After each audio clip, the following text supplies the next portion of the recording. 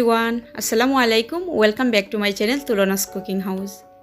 নতুন আরও একটি কুকিং ভিডিও নিয়ে আপনাদের মাঝে উপস্থিত হলাম। আশা করছি প্রতিদিনের মতন আজকের এই ভিডিওটাও আপনাদের কাছে অনেক ভালো লাগবে।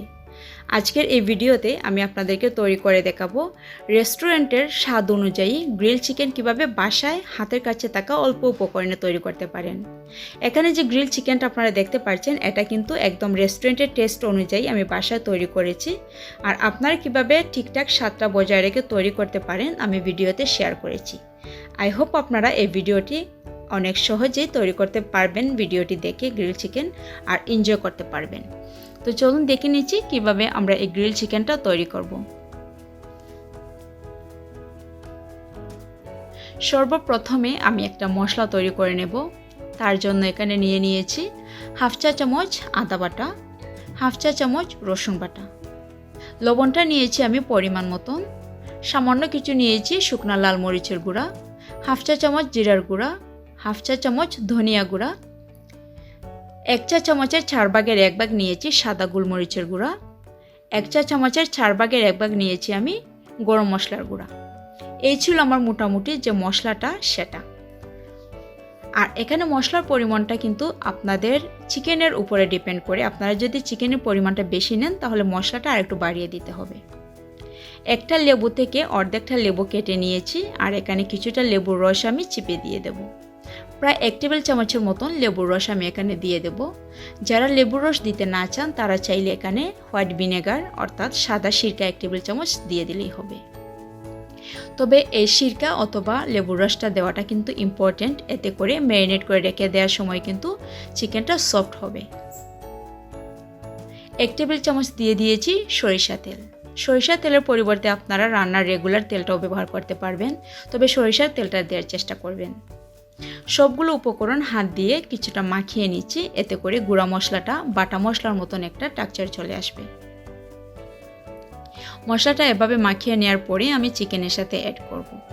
আজকে আমি 2 পিস চিকেন দিয়ে এই গ্রিলের চিকেনটা তৈরি করে দেখাচ্ছি। তো তার জন্য আমি 2 পিস লেগ এখানে কেটে নিয়েছি। আর চিকেনটা কেটে নেওয়ার পরে আমি মাঝখান থেকে ছোটো ছোটো করে একটু কাট করে নিয়েছি, এতে করে মাখিয়ে নেওয়ার সময় মশলাটা একটু ভেতরে পৌঁছবে। এতে করে কিন্তু চিকেনটা ফ্রাই করার পরে মশলাটা অনেকটা এর ভেতরে পৌঁছে যাবে এবং খেতে টেস্টিটা আরেকটু বেশি হবে। তো হাত দিয়ে ভালোভাবে চিকেনের গায়ে মশলাটাকে মাখিয়ে নিতে হবে।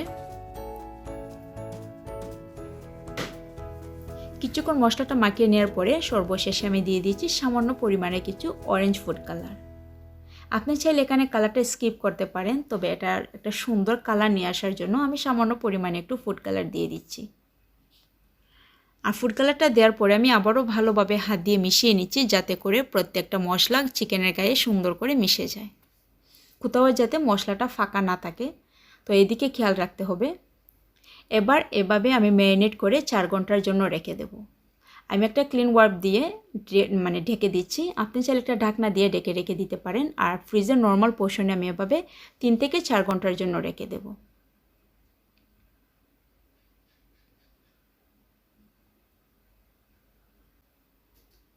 এরই ফাঁকে ছোট্ট একটি রিকোয়েস্ট, আপনি যদি আমার চ্যানেলটা সাবস্ক্রাইব না করে থাকেন তাহলে প্লিজ সাবস্ক্রাইব করে নেবেন।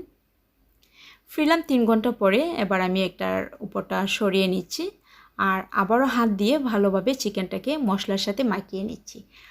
তেলে ফ্রাই করার আগে আপনারা ট্রাই করবেন এভাবে মশলাটা আরেকবার মাখিয়ে নিতে, কারণ এতে করে কিন্তু অবশিষ্ট যে মশলাটা থাকে সেটা সুন্দর করে চিকেনের গায়ে আবারও পৌঁছে যাবে। একটা ফ্রাইং প্যান বসিয়ে দিয়েছি, এবার পরিমাণ মতো তেল দিয়ে দেব। আর তেলের পরিমাণটা এখানে বেশি দিতে হয় না, অল্প কিছু তেল দিয়েই কিন্তু এই চিকেনটা ফ্রাই করা যায়। কারণ এই চিকেনটা কিন্তু আমরা ডিপ ফ্রাই করব না, তার জন্য অল্প পরিমাণে আমি তেলটা দিয়ে দিয়েছি। অপেক্ষা করছি তেলটা গরম হওয়ার আগ পর্যন্ত। তেলটা যখন গরম হয়ে যাবে তখন একে একে চিকেনের পিসগুলো আমি দিয়ে দেব। আমি এখানে 2 পিস চিকেন গ্রিল করে দেখাচ্ছি। আপনি চাইলে এখানে কিন্তু এর পরিমাণটা বাড়িয়ে নিতে পারেন। আর আমি আগে বলে দিয়েছি চিকেনের পরিমাণটা যদি বাড়িয়ে নেন তাহলে মশলার পরিমাণটা কিন্তু আপনাকে দ্বিগুণ করে নিতে হবে।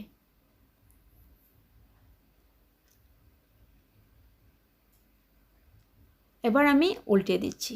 কিছুক্ষণ অপেক্ষা করার পরে আপনাদেরকে এভাবে কিছুক্ষণ পরে পরে উল্টে পাল্টে দিতে হবে, যাতে মশলাটা মানে অতিরিক্ত পুড়ে না যায়। আর খুব বেশি গ্যাসটা বাড়িয়ে দেবেন না, মিডিয়াম টু লোয়ের মাঝারিতে আপনারা গ্যাসটা রাখতে হবে, না হলে কিন্তু চিকেনটা বাহির থেকে এটা কালারটা চলে আসবে আর ভেতরে কাঁচা থেকে যাবে। প্রায় 40 মিনিট সময় লেগেছে এই চিকেনটা আমি গ্রিল করতে, এবং আমি মিডিয়াম টু লোয়ের মাঝামাঝিতে কিন্তু গ্যাসটা রেখেছিলাম। আশা করছি আপনাদের কাছে অনেক ভালো লেগেছে আজকের ভিডিওটি। সবাই ভালো থাকবেন, আমি বিদায় নিচ্ছি। আল্লাহ হাফেজ, আসসালামু আলাইকুম।